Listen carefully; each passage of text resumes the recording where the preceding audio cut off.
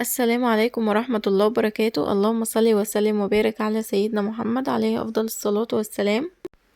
ازيكم يا حبايبي، عاملين ايه؟ يا رب تكونوا بخير. انا النهاردة بقى هنعمل مع بعض كده الفطير الفلاحي، طبعا كلنا بنحبه. هنعمله مع بعض كده بطريقة سهلة. انا معايا هنا 2 كيلو دقيق، ومعايا كمان معلقتين سكر كبار، ومعايا معلقة ملح صغيرة، ومعايا كمان كيس بيكنج باودر. لو انتي حابة تستغني عنه عادي، بس هو بيدي نتيجة حلوة كمان للفطير. هبدأ كده ان انا اقلبه على الناشف قبل ما احط المية.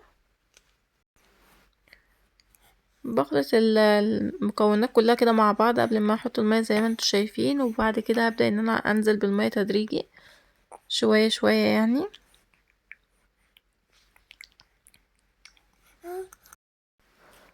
بعد ما بنزل بالمية كده ببدأ ان انا اقلب الدقيق مع المية، وببدأ ان انا برضو ازود المية شوية شوية لحد ما يعني مسبق كده العجينة، وابدأ ان انا اعجن فيها كلها كده مع بعض زي ما انتوا شايفين كده.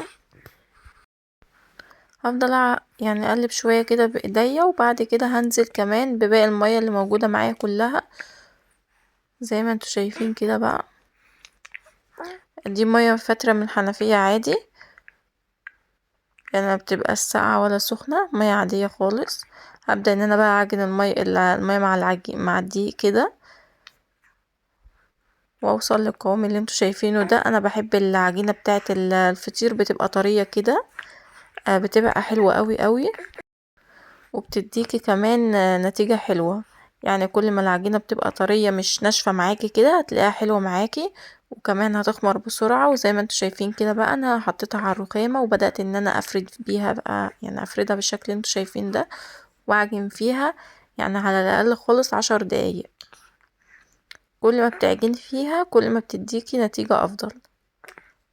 زي ما انتوا شايفين كده ده القوام بتاع العجينة، وملمسها طري جدا. هبدأ ان انا بقى احطها، يعني احط على وشها كده شوية زيت بس عشان ما تنشفش، لان انا هسيبها تخمر شوية عشان اعرف اقطعها. بعد كده بقى هبدأ ان انا اقطعها بالشكل اللي انتوا شايفينه ده، كور صغيرة كده على حسب بقى ما هتقطع معايا. بكون دهنة الرخامة زيت، وببدأ اقطعها كور صغيرة كده زي ما انتوا شايفين. طبعا كل ما بتكون العجينة خمرانة معايا كل ما بتسهل معايا في التقطيع.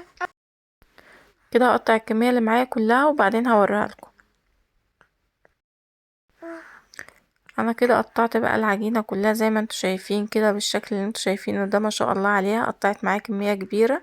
بصراحة مش فاكرة عددها يعني قوي، بس عملت معايا كمية كبيرة. يعني الواحدة كانت حوالي 30 واحدة، يعني الاتنين كيلو قطعوا زي 65 قطعة من الدوائر الصغيرة دي.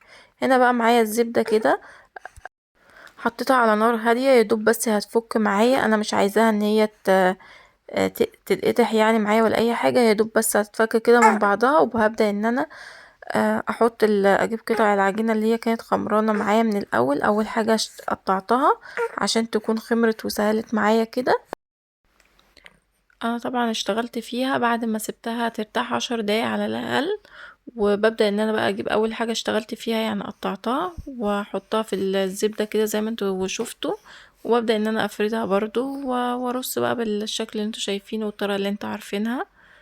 يعني هكمل الواحدة حوالي 30 كده، وبعد كده يعني هوريكم شكلها في الاخر. يعني هخلص الكمية اللي معايا كده واوريها لكم.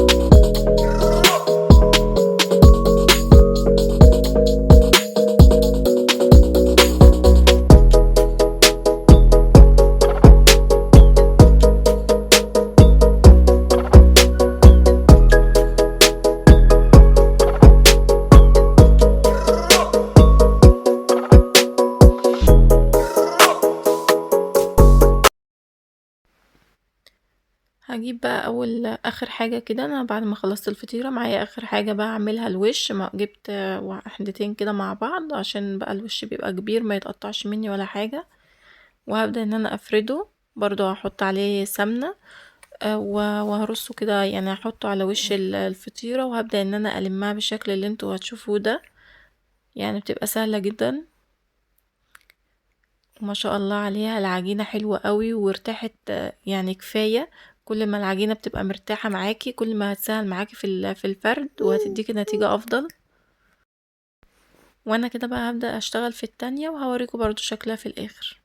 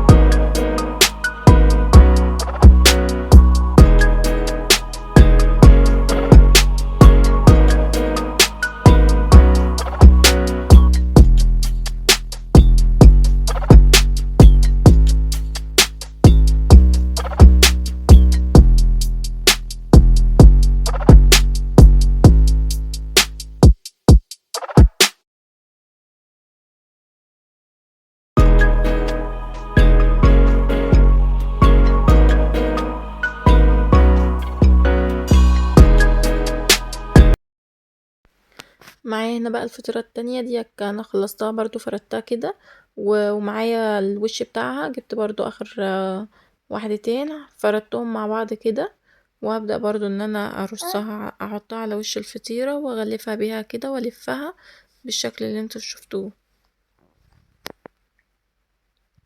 طبعا ما شاء الله عليها، كل ما بتبقى العجينة مرتاحة كل زي ما انتوا شايفين كده، يعني العجينة ملمسها حلو قوي. انا بلفها كده وبسيبها بقى ترتاح شوية كمان، يعني حوالي 10 دقايق. انا بحب في كل خطوة اسيب العجينة بتاعتي ترتاح شوية عشان تديني نتيجة افضل. انا بقى كده فردتها في الصينية اللي انا هدخلها فيها الفرن. طبعا عندك صاج، عندك اي حاجة، اي حاجة يعني تنفع ان هي تدخل الفرن بتفرديها فيها. انا كده بفردها يعني بالشكل اللي انتوا شايفينه ده. طبعا مرتاحة ومش محتاجة خالص، بتتفرد معايا بمنتهى السهولة زي ما انتوا شايفين كده.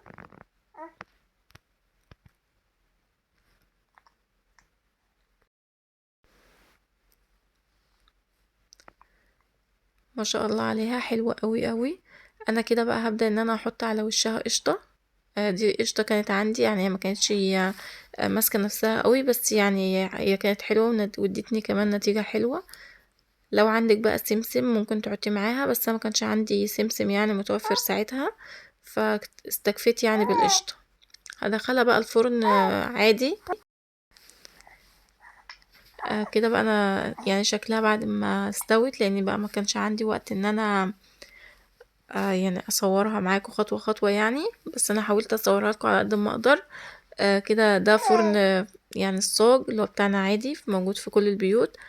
حطيتها بقى كده زي ما انتم شايفين كده، يعني لونها ما شاء الله عليها، والسوا بتاعها حلو قوي من جوه. لونها جميل جدا، ما اتحرقتش. القشطه كمان بتديني لون حلو معاها، يعني بتخلي الفطيرة ما شاء الله عليها طرية قوي، والسمنة كمان سمنة بلدي ما شاء الله عليها. كده بقى بيكون الفيديو بتاعنا خلص.